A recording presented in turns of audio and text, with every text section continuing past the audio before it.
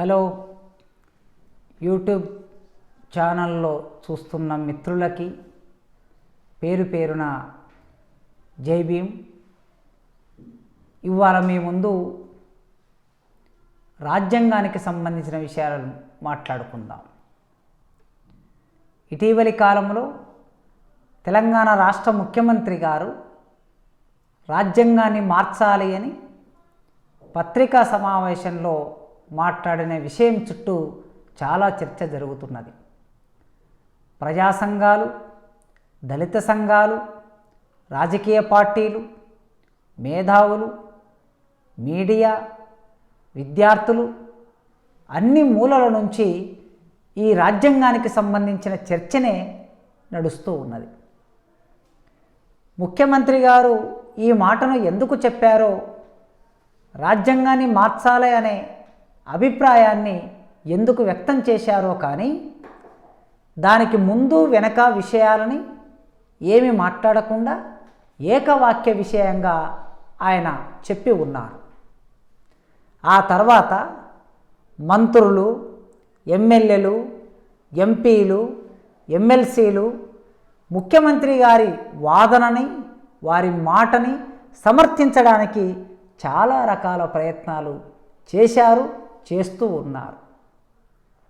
అయితే ఈ సమాజంలో చదువు వచ్చిన ప్రతి మనిషి, ఆలోచించే ప్రతి మనిషి, సమాజంలో జీవిస్తున్న ప్రతి మనిషి రాజ్యాంగం గురించి తెలుసుకోవలసిన అవసరం, దాని గురించి చర్చించవలసిన అవసరం, దాన్ని రక్షించుకోవాల్సిన అవసరం ఈ రోజుల్లో మరీ ఎక్కువగా పెరిగింది. ఏమిటి భారత రాజ్యాంగం? అంత ఈజీగా రాజ్యాంగాన్ని మార్చగలిగే అవకాశం ఉందా? రాజ్యాంగంలో సవరణలు చేసుకోవచ్చా లేదా మొత్తం మార్చవచ్చా? అసలుకి ఈ రాజ్యాంగానికి ఆత్మ ఏమిటి? ఈ రాజ్యాంగాన్ని నడిపిస్తున్న శక్తి ఏమిటి? ఈ రాజ్యాంగం వలన భారతదేశంలో ఉన్న 130 కోట్ల మంది అనుభవిస్తున్న ప్రయోజనం ఏమిటి అనేది తెలుసుకోవాలి. రాజకీయ నాయకులు చాలా అలవకగా తమకిష్టం వచ్చిన అభిప్రాయాలని ఆధారాలు లేకుండా, సమాచారము లేకుండా ఎప్పుడైనా ఎక్కడైనా మాట్లాడవచ్చు. ఆ మాటల్ని గత 70 సంవత్సరాలుగా మనం వింటూనే ఉన్నాం. కానీ బాధ్యత కలిగిన పౌరులుగా, బాధ్యత కలిగిన మనుషులుగా మాట్లాడవలసిన సందర్భం వచ్చినప్పుడు ఏ విషయం కూడా విడిగా ఉండదు. ప్రతిదానికి ఇంకొక దానికి కార్యకారణ సంబంధం ఉంటుంది.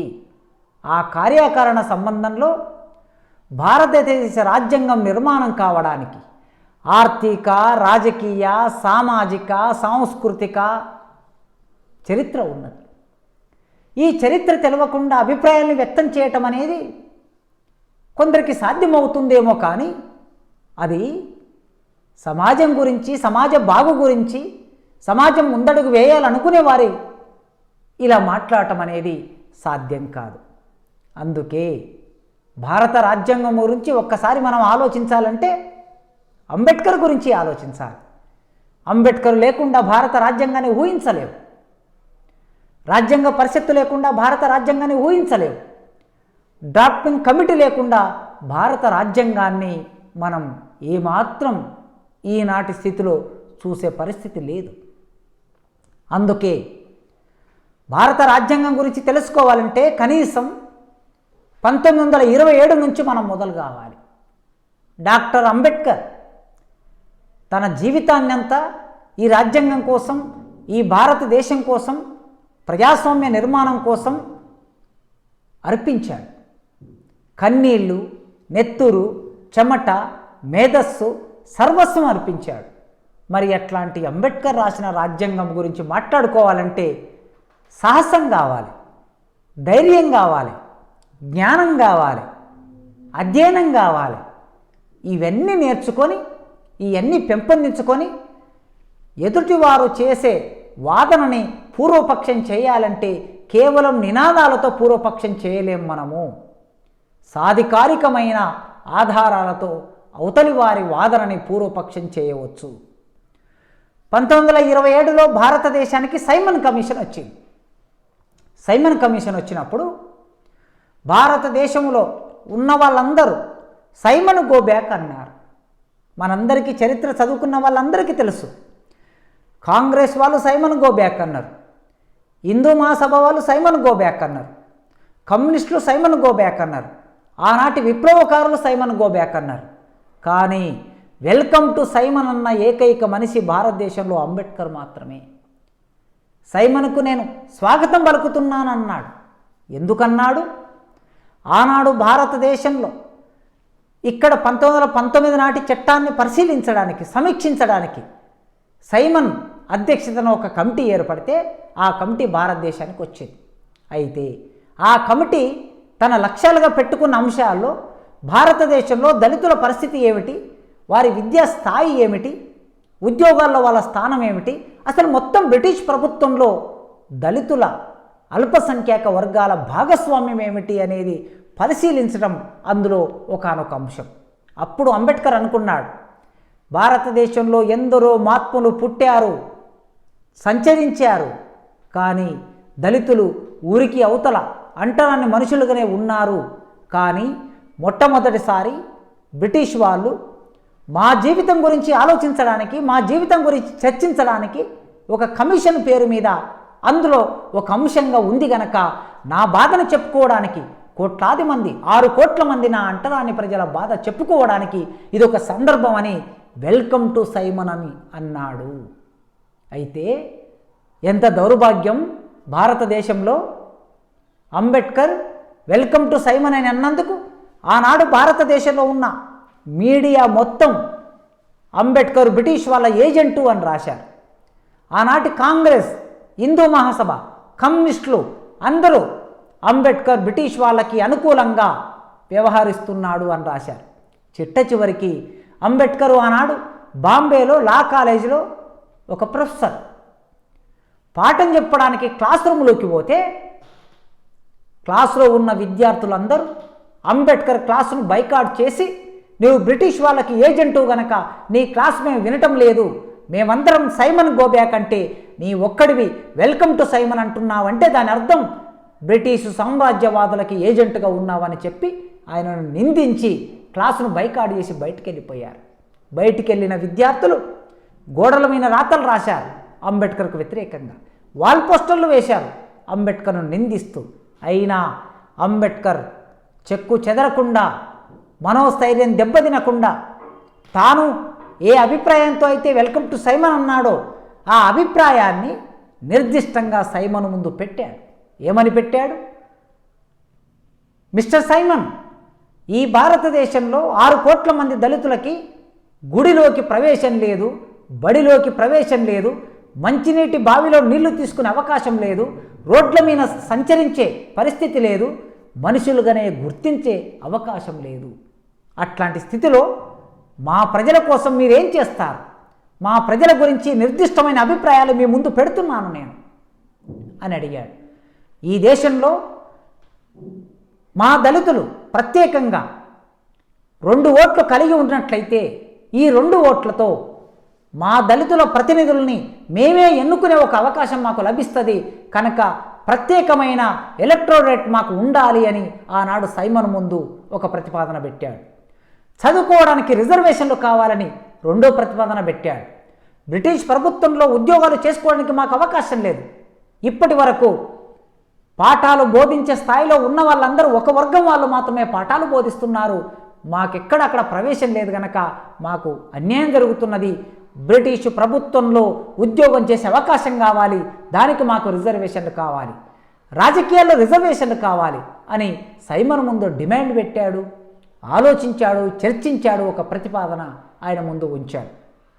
ఈ నేపథ్యం నుంచి సైమన్ అంబేద్కర్ చెప్పిన విషయాలన్నిటిని విన్నాడు. విన్న తర్వాత ఇంతటి గంభీరమైన విషయాలని నేను ఒక్కడినే నిర్ణయం తీసుకునే అవకాశం లేదు మిస్టర్ అంబేద్కర్, దీని మీద చర్చించడం కోసం మీ భారతదేశంలో ఉన్నటువంటి అన్ని రకాల వర్గాలకి ప్రాతినిధ్యం వహిస్తున్న వాళ్ళని పిలిచి ఒక సమావేశం ఏర్పాటు చేస్తాం, మేము ఇంగ్లాండ్లో మా ప్రభుత్వానికి నేను రిపోర్ట్ ఇచ్చి ఆ సమావేశాన్ని ఏర్పాటు చేస్తామని అంబేద్కర్కి హామీ ఇచ్చాడు.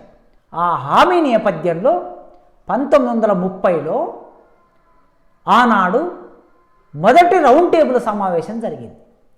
చరిత్రలో మనందరికీ తెలుసు, మొదటి రౌండ్ టేబుల్ సమావేశానికి ఎంతటి ప్రాధాన్యత ఉన్నదో మనం అందరం చదివి ఉన్నాం, మీరందరూ విని ఉన్నారు. ఆ మొదటి రౌండ్ టేబుల్ సమావేశాన్ని అంబేద్కర్ ఈ మొత్తం ప్రపంచంలో ఉండే మేధావులని, ప్రజాస్వామికవాదులని తన వైపు తిప్పుకొని తాను ఏ ప్రతిపాదన పెడుతున్నాడో, ఏ వాదన చేస్తున్నాడో, ఏ అభిప్రాయాలు కలిగి ఉన్నాడో ఈ ప్రపంచానికి మొత్తం వ్యక్తం చేయడానికి ఆ మొదటి రౌండ్ టేబుల్ సమావేశం ఒక వేదికలాగా పనిచేసింది. ప్రపంచ మీడియా అంతా ఆనాడు ఇంగ్లాండ్లో ఉంది కనుక ఆ మీడియా ముందు ఆయన రౌండ్ టేబుల్ సమావేశంలో చేసిన చర్చలన్నీ ప్రపంచ మీడియా అంతా రాసింది. ముఖ్యంగా భారతదేశంలో కులం ఉన్నది, అంటరానితనం ఉన్నది, ఈ ప్రజలకి సంపద మీద హక్కు లేదు, చదువు మీద హక్కు లేదు, గుడిలోకి పోయే అవకాశం లేదు, ఈ మనుషుల్ని అంటరాని వాళ్ళగా ఊరికి దూరంగా పెడుతున్నారనే ఒక అభిప్రాయాన్ని మొత్తం ప్రపంచం ముందు పెట్టాడు. పెట్టినప్పుడు ఆ సందర్భంలో ఇంటర్నేషనల్ మీడియా మొత్తం అంబేద్కర్ ఆలోచన విధానాన్ని, అంబేద్కర్ భావాలని ప్రసారం చేసింది. అప్పుడు మొదటి రౌండ్ టేబుల్ సమావేశాలని గాంధీ అండ్ కాంగ్రెస్ బహిష్కరించింది. కానీ అంబేద్కర్ను సైమన్, వెల్కమ్ టు సైమన్ అన్నందుకు దేశద్రోహి అన్నారు కదా, బ్రిటిష్ వాళ్ళ ఏజెంట్ అన్నారు కదా.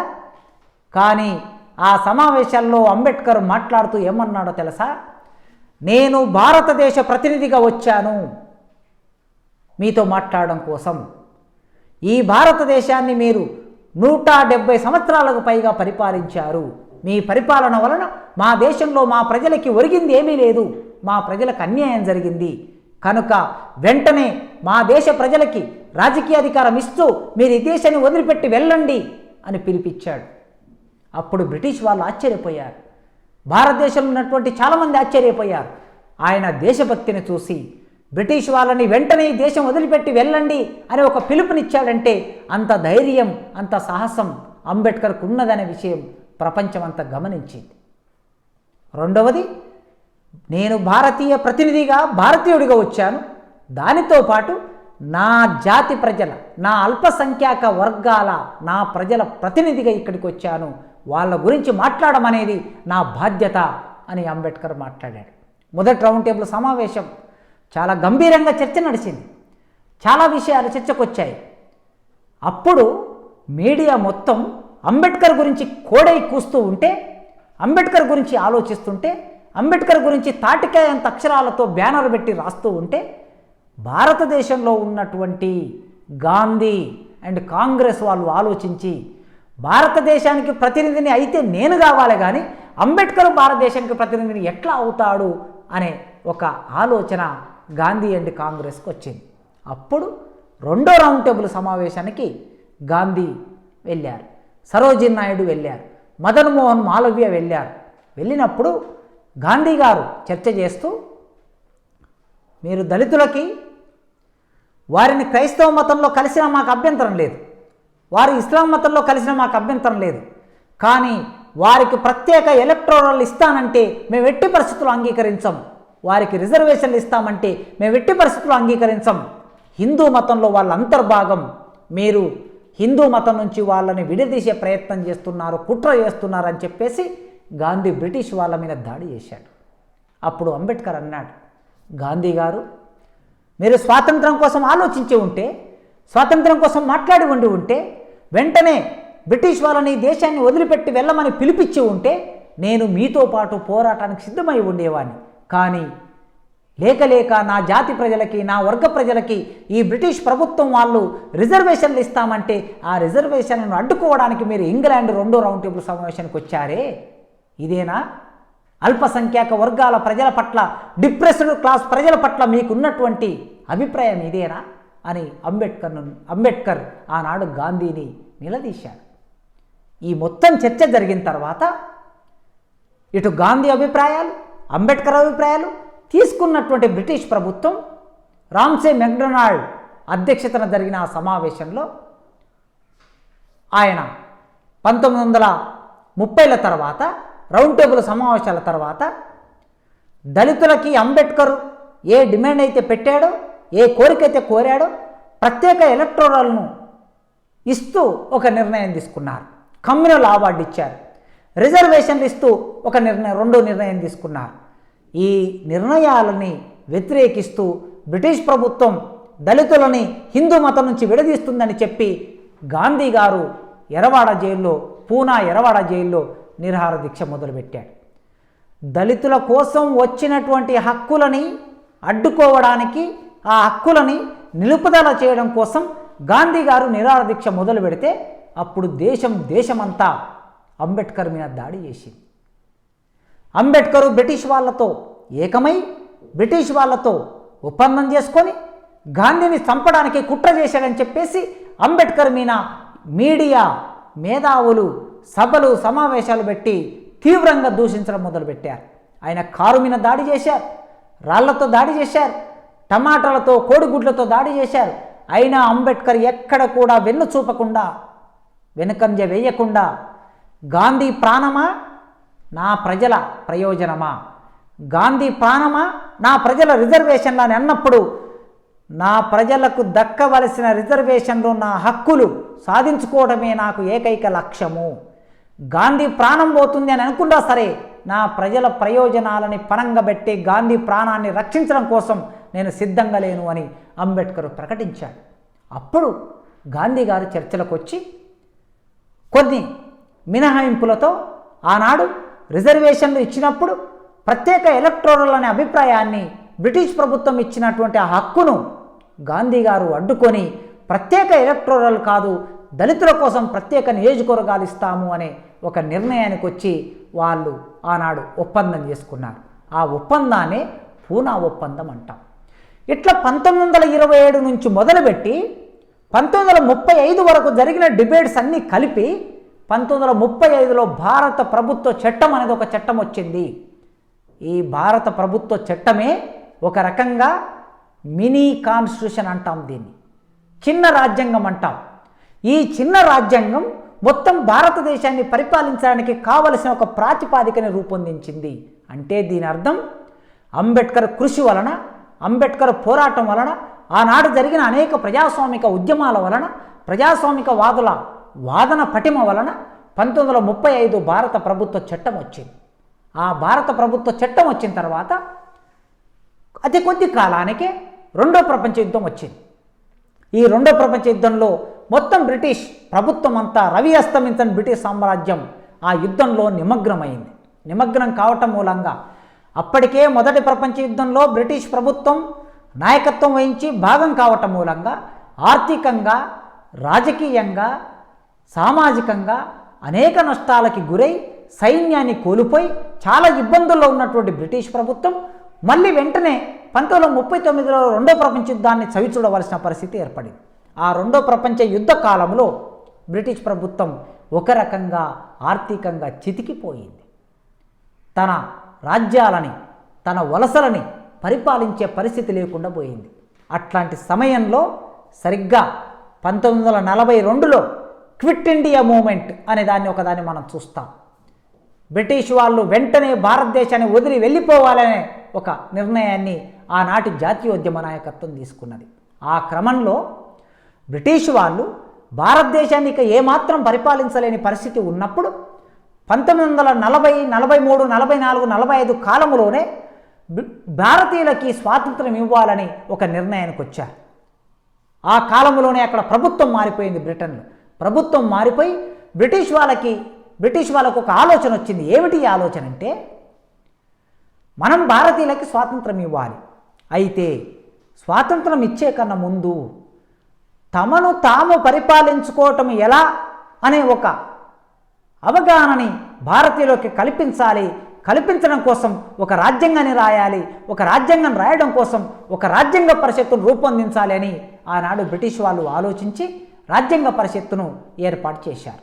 అయితే రాజ్యాంగ పరిషత్తును ఏర్పాటు చేసిన తర్వాత అప్పటికే మహమ్మద్ అలీ జిన్నా నాకు ప్రత్యేక దేశం కావాలని, ప్రత్యేక రాజ్యాంగ పరిషత్తు కావాలని, ఏమాత్రం హిందువులతో కలిసి ఉండమని చెప్పి ఒక వాదన ముందుకు తీసుకొచ్చాడు.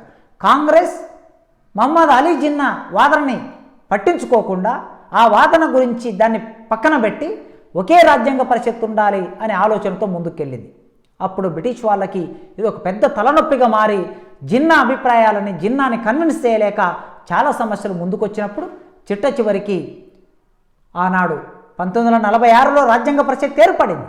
కానీ అతి త్వరలోనే పాకిస్తాన్ విడిపోయి, భారతదేశం నుంచి పాకిస్తాన్ విడిపోయి, పాకిస్తాన్కు ఒక రాజ్యాంగ పరిషత్, ఇండియాకు ఒక రాజ్యాంగ పరిషత్తు ఏర్పడిన పరిస్థితిని మనం చూస్తాం.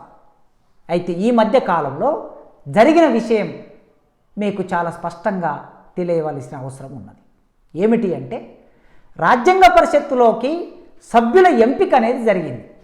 ప్రతి 10 లక్షల మంది ప్రజలకి ఒక్కొక్క సభ్యుని చొప్పున సభ్యుల్ని ఎన్నుకున్నారు. అయితే ఇక్కడ అంబేద్కరు రాజ్యాంగ పరిషత్తులోకి వస్తే 1927 నుంచి ఆయన ఏ వాదన చేస్తున్నాడో అల్పసంఖ్యాక వర్గాలకు సంబంధించి, దళితులకు సంబంధించి, బహుజనులకు సంబంధించి, స్త్రీలకు సంబంధించి, ఆస్తి హక్కుకు సంబంధించి, సంపదకు సంబంధించి, విద్యకు సంబంధించి అంబేద్కర్ ఏ వాదన చేస్తున్నాడో ఈ వాదనలన్నీ చట్టబద్ధం కావాలంటే అంబేద్కర్ రాజ్యాంగ పరిషత్తులోకి రావలసిందే. ఆ రాజ్యాంగ పరిషత్తులో తన ప్రజలకు సంబంధించిన వాదన అక్కడ పెట్టవలసిందే. ఆయన వాదన చేస్తే తప్ప అది చట్టరూపం కాదు, రాజ్యాంగబద్ధం కాదు. అందుకే అంబేద్కర్ ఆనాడు బ్రిటిష్ ప్రభుత్వం ఏం ఆలోచించిందంటే, సంస్థానాధీశులుగా ఉన్న వాళ్ళని రాజ్యాంగ పరిషత్తులో సభ్యులుగా పెట్టింది, లేదా ఆ సంస్థానాధీశులు రాజులు వాళ్ళకి సంబంధించిన ప్రతినిధుల్ని కొందరిని పెట్టే అవకాశాన్ని బ్రిటిష్ ప్రభుత్వం కల్పించింది. మరికొంతమంది సభ్యులని ప్రజల నుంచి ఎన్నుకోవటం అనేది జరిగింది. ఈ ఎన్నుకునే క్రమంలో అంబేద్కర్ మొట్టమొదలు బాంబే నుంచి పోటీ చేశాడు. పోటీ చేస్తే అంబేద్కర్ ఒకవేళ రాజ్యాంగ పరిషత్తులోకి ప్రవేశిస్తే ఈ అగ్రకులాలకు సంబంధించినటువంటి వాళ్ళ ఆటలు చెల్లవని చెప్పేసి అంబేద్కర్ను ఓడించారు. ఓడిస్తే చివరికి అంబేద్కర్ను బెంగాల్లో ఒక వ్యక్తి అక్కడికి పిలిపించి ఆయన నియోజకవర్గంలో ఉన్నటువంటి ఆ ప్రాంతం నుంచి పోటీ చేయించి అక్కడి నుంచి ఆయనను ఎంపిక చేయించాడు. ఎంపిక చేయిస్తే ఎంత కుట్ర చేశారో చూడండి. అంబేద్కర్ రాజ్యాంగ పరిషత్తులోకి రావడానికి ఒక పెద్ద పోరాటం చేయవలసి వచ్చింది భారతదేశంలో. ప్రపంచ మేధావి అంబేద్కర్. అక్కడ అంబేద్కర్ పశ్చిమ బెంగాల్ నుంచి ఏ నియోజకవర్గం నుంచి అయితే గెలిచాడో ఆ నియోజకవర్గాన్ని విడిపోయినటువంటి పాకిస్తాన్లోకి కలిపేశారు. అంటే దాని అర్థం బాంబే నుంచి ఓడించి అంబేద్కర్ను రాకుండా చూశారు. గెలిచినటువంటి పశ్చిమ బెంగాల్ నియోజకవర్గాన్ని పాకిస్తాన్లో కలిపి అంబేద్కర్ను రాజ్యాంగ పరిషత్తులోకి రాకుండా చేశారు. చేస్తే అప్పుడు అంబేద్కర్ ఆలోచించాడు, ఈ భారతదేశంలో ఈ దోపిడీ కులాలు, ఈ అగ్ర కులాలు నన్ను ఏమాత్రం కూడా రాజ్యాంగ పరిషత్తులోకి రానివ్వవు అని చెప్పి బ్రిటిష్ ప్రభుత్వానికి ఒక లేఖ రాసి వెళ్ళి బ్రిటిష్ ప్రభుత్వాన్ని కలిశారు. మీరు పరిపాలిస్తున్నప్పుడే నా పరిస్థితి ఇట్లా ఉన్నది, రేపు మీరు ఈ దేశాన్ని వదిలేసి పోతే మా ప్రజలని ఈ అగ్రకులాలు అధికారంలోకి వచ్చి ఊచకోతకు వస్తారు, మా ఎస్సీలని, ఎస్టీలని, బీసీలని ఊచకోతకు వస్తారు, స్త్రీలకి కనీస హక్కులు కూడా లేకుండా చేస్తారు. కనుక ఇవాళ ఇదే ఒక ఉదాహరణ. నన్ను రాజ్యాంగ పరిషత్తులోకి రాకుండా ఎన్ని కుట్రలు చేస్తున్నారో మీ ముందే గమనించారు కనుక మీరు ఆలోచించండి అంటే అప్పుడు బ్రిటిష్ ప్రభుత్వమే జోక్యం చేసుకొని కాంగ్రెస్కు ఒక లేఖ రాసి అప్పుడు అంబేద్కర్ రాజ్యాంగ పరిషత్తులో ఉండవలసిందే, అంబేద్కర్ లేకుండా రాజ్యాంగ పరిషత్తు నడవటం అనేది సాధ్యం కాదు అని బ్రిటిష్ వాళ్ళు అంటే అప్పుడు కాంగ్రెస్ వాళ్ళు బాంబే నుంచి మళ్ళీ అంబేద్కర్ను ఎంపిక చేసుకొని రాజ్యాంగ పరిషత్తులోకి తీసుకొచ్చారు. చూడండి ఎంత యుద్ధం చేయవలసి వచ్చింది. ప్రపంచ మేధావి అంబేద్కర్ భారతదేశ రాజ్యాంగాన్ని రాయడం కోసం నెహ్రూ, గాంధీ, పటేల్, రాజేంద్ర ప్రసాద్ వీళ్ళందరూ మహామహా మేధావులందరూ ఈ దేశానికి రాజ్యాంగాన్ని నిర్మాణం చేసే శక్తి, సామర్థ్యం లేదు వీళ్ళకి. ఎందుకు లేదంటే వీరు చదివిన చదువు సరిపోదు. కానీ ప్రపంచ మేధావి అంబేద్కర్. ఈ కాంగ్రెస్కు సంబంధించిన మేధావులందరూ కలిసి ఒక ఆస్ట్రేలియాలో ఉన్న రాజ్యాంగ నిపుణుడైనటువంటి ఒక వ్యక్తి దగ్గరికి వెళ్ళి అయ్యా మాకు రాజ్యాంగం రాసి పెట్టమని అడిగారట. అడిగితే అప్పుడు ఆయన చెప్పిన విషయం ఏమిటో తెలుసా? మీ భారతదేశంలో నన్ను మించిన రాజ్యాంగ నిపుణుని పెట్టుకొని, న్యాయ కోవిదుని పెట్టుకొని, ఎన్నో దేశాల రాజ్యాంగాన్ని చదివినటువంటి, అహర్నిశలు కష్టపడి చదివినటువంటి గొప్ప మేధావి డాక్టర్ అంబేద్కర్ను మీ పక్కన పెట్టుకొని మీరు ఇంత దూరం నా దగ్గరికి వచ్చారా?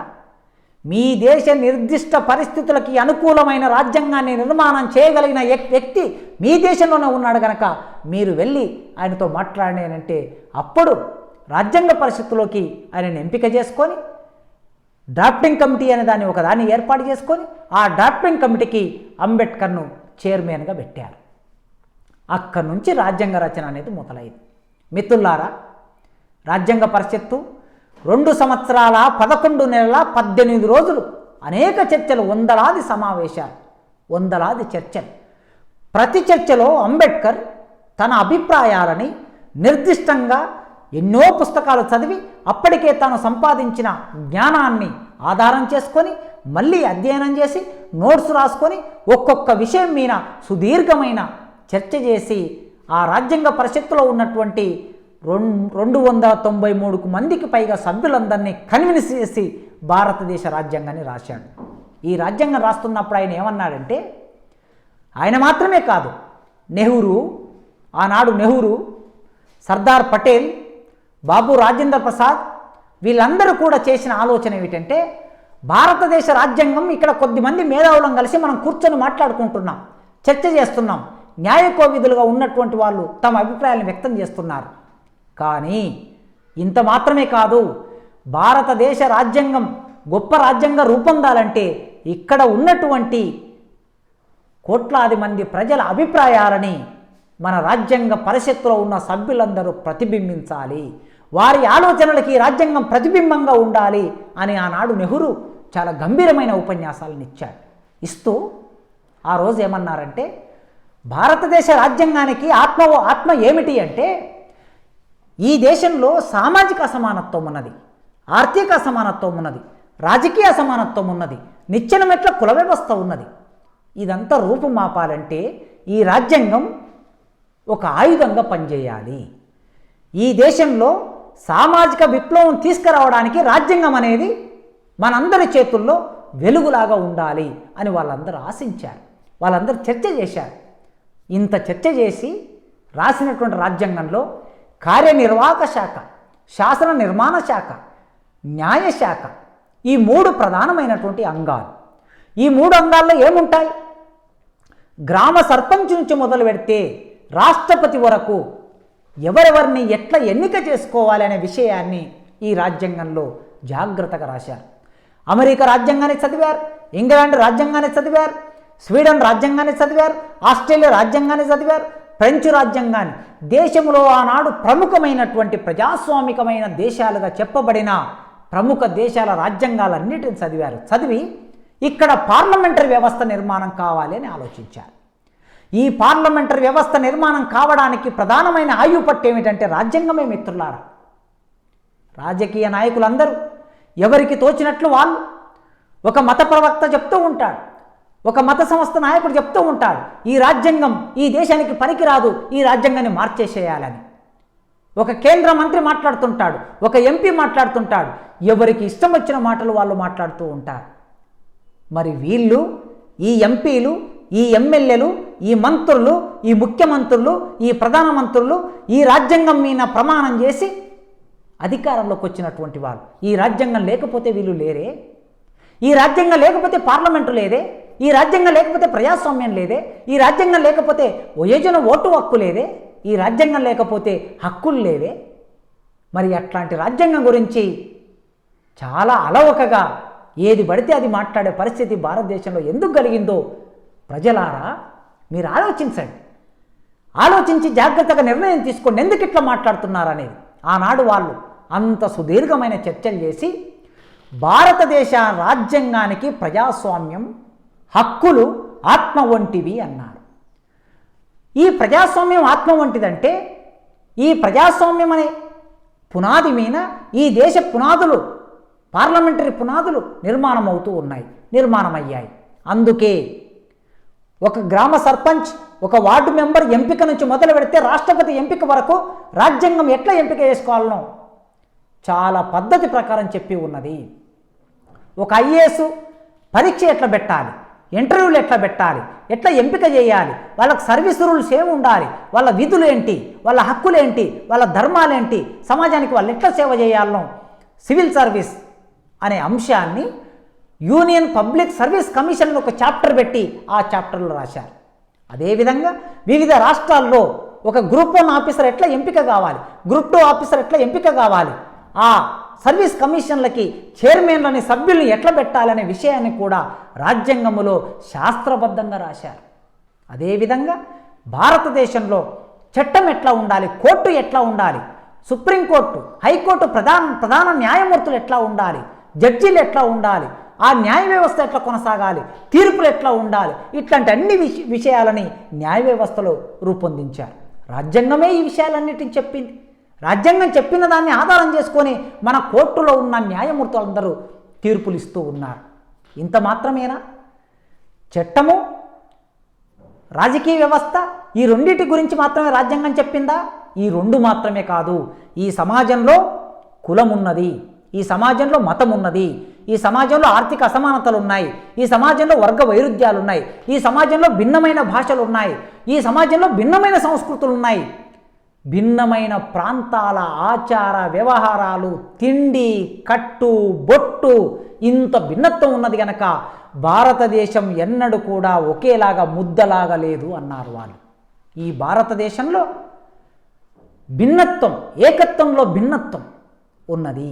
అందుకే భిన్నమైన ప్రజలందరూ తాము పుట్టినప్పటి నుంచి చనిపోయే వరకు ఆ ప్రజల జీవితంలో భాగమైన సంప్రదాయాలని, సంస్కృతులని రక్షించుకునే హక్కు ఆ ప్రజలకున్నది అని భారతదేశంలో రాజ్యాంగమే చెప్పింది. ఆ రాజ్యాంగబద్ధంగా మనకు హామీ ఇచ్చింది. దానితో పాటు కులం పేరు మీద, మతం పేరు మీద, లింగం పేరు మీద, జాతి పేరు మీద, ప్రాంతం పేరు మీద ఏ మనిషిని కూడా వివక్షగా చూసే పరిస్థితి ఉండకూడదు. అట్లా చూడటం అనేది రాజ్యాంగబద్ధంగా నేరము అని చెప్పింది కూడా రాజ్యాంగమే. అందుకే భారతదేశ రాజ్యాంగం మీద ఎందరో విదేశీ తత్వవేత్తలు, విదేశీ పరిశోధకులు ఎన్నో అభిప్రాయాలను చెప్పి ఉన్నారు. ఆ అభిప్రాయాల సారాంశంగా భారతదేశ రాజ్యాంగము నిలబడుతున్నదంటే ఆ రాజ్యాంగము దేని మీద నిలబడుతున్నది? ప్రాథమిక హక్కుల మీద నిలబడుతుంది అని చెప్పారు. ప్రాథమిక హక్కులు మీ అందరికీ తెలుసు. స్వేచ్ఛగా మనిషి మాట్లాడే హక్కు, స్వేచ్ఛగా సభ పెట్టుకునే హక్కు, స్వేచ్ఛగా దేశమంతా సంచరించే హక్కు, చదువుకునే హక్కు, సంస్కృతిని రక్షించుకునే హక్కు, విద్యా విషయక హక్కు, ఈ అన్ని హక్కులని భారతదేశ రాజ్యాంగంలో రూపొందించారు. అందుకే ఇవాళ ఏ మనిషి అయినా తమకు నచ్చిన అభిప్రాయాన్ని వ్యక్తం చేస్తున్నారంటే అది రాజ్యాంగం మనకిచ్చినటువంటి హక్కు. ఆర్టికల్ 17 ఏమంటున్నది? అంటరానితనం అమానుషం, దాన్ని పాటించుట నేరము అంటుంది. ఒకవేళ ఆ రాజ్యాంగంలో ఆర్టికల్ లేకపోతే, అంటరానితనాన్ని గ్రామాల్లో అమలు చేస్తే ఇవాళ దళితుల పరిస్థితి ఏమిటి? 100 సంవత్సరాల కిందట, 200 సంవత్సరాల కిందట రాజ్యాంగం రాకముందు దళితులు ఊరికి అవతల ఎట్లయితే జీవించారో, విద్యకు దూరంగా, సంపదకి దూరంగా, ఉద్యోగానికి దూరంగా, ప్రధాన స్రవంతికి దూరంగా ఎట్లయితే జీవించారో, ఈ రాజ్యాంగం లేకపోతే, అందులో ఆర్టికల్ 17 లేకపోతే దళితులు ఊరికి దూరంగానే ఉండేవాళ్ళు. ఆర్టికల్ 15 ప్రకారం ఎవరైనా అభిప్రాయాలు వ్యక్తం చేస్తున్నారు కదా, ప్రధానమంత్రి గారి గురించి ముఖ్యమంత్రి గారు విమర్శిస్తూ మాట్లాడుతున్నారు. ప్రధానమంత్రి గారి గురించి మంత్రులు మాట్లాడతారు, ఎమ్మెల్యేలు, ఎంపీలు మాట్లాడతారు. ముఖ్యమంత్రి గురించి ఒక ఎమ్మెల్యే, ఒక ప్రతిపక్ష పార్టీ ఎమ్మెల్యే, లేకపోతే ఒక పౌరుడు, ఒక మేధావి తన అభిప్రాయాలు వ్యక్తం చేస్తున్నాడు స్వేచ్ఛగా. ఇది ఎక్కడి నుంచి వచ్చింది? రాజ్యాంగం నుంచి వచ్చింది. రాజ్యాంగంలో మాట్లాడే హక్కు మనకి ఇచ్చింది కనుక, ఆర్టికల్ 15A ఈ హక్కును మనకు కల్పించింది కనుక మనం మాట్లాడగలుగుతున్నాం. ఇవాళ నేను మీతో యూట్యూబ్లో ఈ అభిప్రాయాలు నేను వ్యక్తం చేస్తున్నానంటే ఈ హక్కు నాకు రాజ్యాంగం కల్పించింది కనుక ఆ హక్కును ఉపయోగించుకొని నేను మీతో సంభాషించగలుగుతున్నా. ఆ హక్కే లేకపోతే మీకు నాకు సంభాషణే ఉండే అవకాశం లేదు. కనుక రాజ్యాంగం మనకు ఇన్ని విషయాలను కల్పించింది. స్త్రీ, తల్లి, ఒక చెల్లి, ఒక భార్య, ఒక అక్క. భారతదేశంలో స్త్రీ జనాభాలో సగం, ఆకాశంలో సగం, జనాభాలో సగం. ప్రతి పురుషుడు బయటికి రావాలంటే స్త్రీయే మూలం. తన కడుపులో 9 నెలలు మోసి కని పెంచి పెద్దగా చేసి తన రక్తాన్ని పాలుగా మార్చి పాలిచ్చి చందమామను చూపి గోరుముద్దలు తినిపించి ఆట నేర్పి, పాట నేర్పి, పరిగెత్తడం నేర్పి, చదువుకోవడం నేర్పి, ఆలోచించడం నేర్పి, జ్ఞానం రావటాన్ని నేర్పినటువంటి ఆ తల్లికి హక్కు కావాలని చెప్పేసి అంబేద్కర్ రాజ్యాంగ పరిషత్తులో వాదన చేశాడు.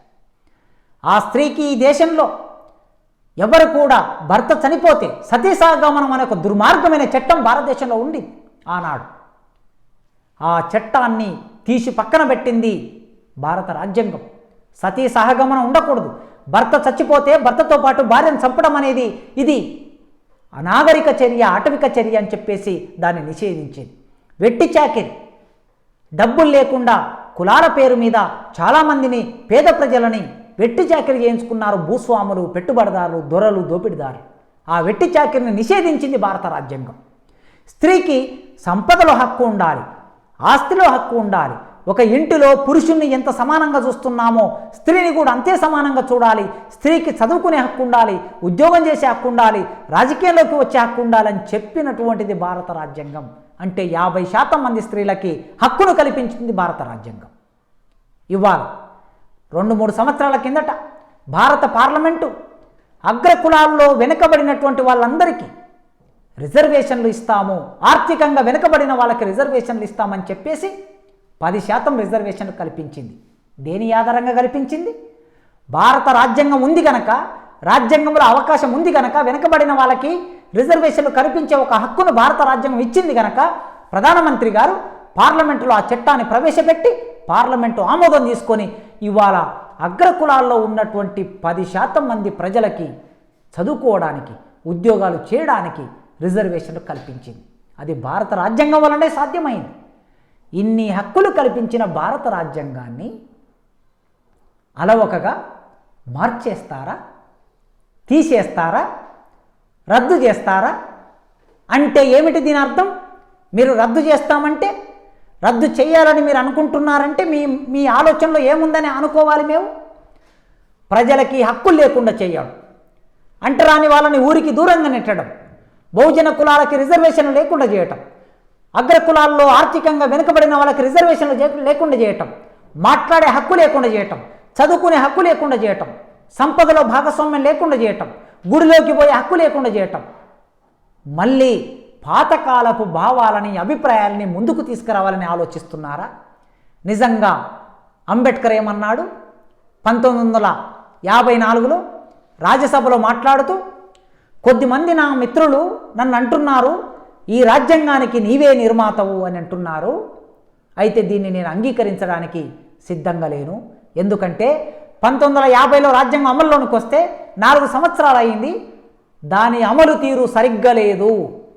ఈ సరిగ్గా లేకపోవడానికి కారణాలు చాలా ఉన్నాయి. అందుకోసమే ఆనాడే 1949 జనవరి 26వ తారీఖున అంబేద్కర్ గారు రాజ్యాంగాన్ని బాబు రాజేంద్ర ప్రసాద్, నెహ్రూ, సర్దార్ వల్లభాయ్ పటేల్ వాళ్ళ చేతుల్లో పెడుతూ ఏమన్నాడంటే, ఈ రాజ్యాంగం కాగితాల మీద రాసిన అక్షరాలు మాత్రమే కాదు, ఈ రాజ్యాంగం భారతదేశ ప్రజల ఆత్మ, వారి ఆలోచన కనుక దీనిని అమలు చేసే వాళ్ళు గొప్పవాళ్ళు అవుతేనే రాజ్యాంగం గొప్పదవుతుంది. అమలు చేసే వాళ్ళు గొప్పవాళ్ళు కానప్పుడు రాజ్యాంగం ఎంత గొప్పదైనా కూడా అది దేనికి పనికి రాకుండా ఉంటుంది. రాజ్యాంగం అమలు కాకపోతే వివక్షకి, దోపిడికి, అన్యాయానికి గురైనటువంటి ప్రజలు తిరగబడతారు, వర్గ పోరాటం చేస్తారు, వారే ఈ ప్రజాస్వామ్య సౌధాన్ని కూల్చేస్తారు మనం జాగ్రత్తగా లేకపోతే అని ఆ రోజు హెచ్చరించాడు ఆయన. ఆ హెచ్చరించిన మాట 1953కి వచ్చేసరికి మరో సందర్భంలో అంబేద్కర్ ఏమన్నాడంటే, భారతదేశానికి బ్రిటిష్ వాళ్ళు స్వాతంత్రం ఇచ్చి వెళ్ళిపోయారు. స్వాతంత్రం ఇచ్చి వెళ్ళిపోయిన తర్వాత ఇప్పటి నుంచి ఈ దేశంలో ఉండే సమస్యలకి బ్రిటిష్ వాళ్ళే కారణమని నిందించడానికి అవకాశం లేదు మనకి. ఇక్కడ ఏ సమస్య వచ్చినా కూడా మనమే కారణం అవుతాము, మనమే సమాధానం చెప్పవలసి వస్తుంది. అందుకోసమే ఈ రాజ్యాంగాన్ని ఇక్కడ ఉండే సామాజిక, ఆర్థిక, రాజకీయ సమస్యలకి పరిష్కారంగా మనం సరిగ్గా అమలు చేయకపోతే మనమే దోషులుగా ఈ సమాజం ముందు నిలబడవలసి వస్తుంది అని అంబేద్కర్ అన్నాడు. ఇన్ని అభిప్రాయాలు వ్యక్తం చేశాడు ఆయన. ఈ అభిప్రాయాలన్నిటిని పక్కన పెట్టి అమలు చేసే వాళ్ళు సరిగ్గా అమలు చేయకుండా, రాజ్యాంగబద్ధంగా ప్రమాణం చేసి అధికారంలోకి వచ్చినటువంటి వాళ్ళు రాజ్యాంగబద్ధంగా పరిపాలించకుండా రాజ్యాంగాన్ని మార్చాలి అని అంటే దాని అర్థం ఏమిటి? ఇంట్లోకి ఎలుకలు వస్తే ఎలుకల్ని బయటికి పంపించకుండా ఇల్లును తగలబెట్టుకోవటం అని దాని అర్థం. ప్రజలారా, బుద్ధిజీవుల్లారా, ఆలోచించండి. ఇల్లును తగలబెట్టుకుందామా, ఇంట్లో ఎలుకల్ని బయటికి పంపిద్దామా? ఈ దేశాన్ని పరిపాలిస్తున్నటువంటి ఈ నాయకులు ఈ రాజ్యాంగాన్ని అడుగడుగున తృణీకరిస్తూ, అడుగడుగున దాన్ని అంగీకరించకుండా దాన్ని పక్కన పెట్టి తమకు అనుకూలమైనటువంటి విధానాన్ని తీసుకొస్తున్నారు. అంబేద్కర్ ఆనాడు భూములన్నిటినీ ప్రభుత్వమే సాగులోకి తీసుకురావాలి అని అంబేద్కర్ చెప్పాడు. ఇవాళ వ్యవసాయం ఏమైంది? రైతుకు ఎంత భారంగా మారిపోయింది.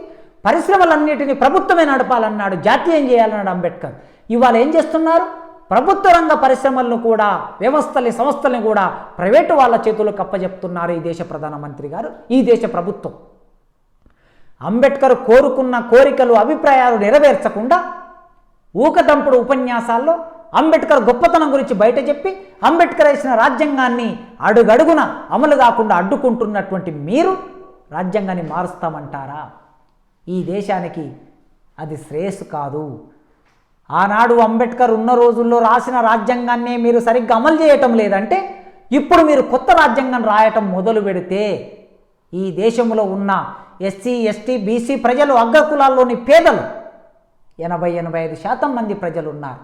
వాళ్లకు ప్రయోజనం జరిగే రాజ్యాంగాన్ని మీరు రాస్తారనే అభిప్రాయం, నమ్మకం మాకుందా? కనుక ఆలోచించండి. విజ్ఞులైన ప్రజలారా ఆలోచించండి. మీ ఆలోచననే ఈ దేశ వ్యవస్థని, ఈ దేశ రాజకీయ నాయకులని మార్చే శక్తి మీ చేతుల్లో ఉన్నది. అంబేద్కర్ ఆ రోజుల్లో స్పష్టంగా చెప్పాడు, 22 సంవత్సరాలు నిండిన ప్రతి ఒక్కరికి కులంతో, మతంతో, జాతితో, లింగంతో, ప్రాంతంతో, భాషతో సంబంధం లేకుండా అందరికీ ఓటక్కు ఇవ్వాలని అంబేద్కర్ వాదన చేశాడు. ఆ వాదన ఆయుధంగా మీ చేతుల్లో ఉన్నది.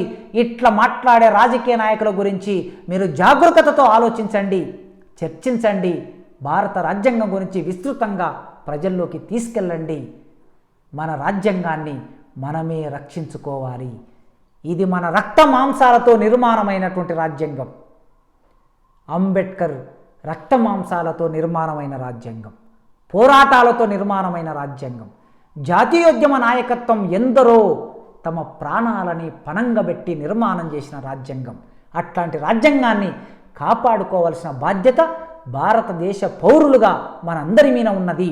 భారతదేశ పౌరులమైన మేము భారతదేశాన్ని సర్వసత్తాక, సార్వభౌమ, గణతంత్ర, లౌకిక రాజ్యంగా గుర్తిస్తున్నాము అని ప్రియంబుల్లో మనం రాసుకున్నటువంటిది అమలు చేసుకోవాల్సిన బాధ్యత మనందరి మీద ఉన్నది. ఈ రాజ్యాంగాన్ని కాపాడుకుందాం.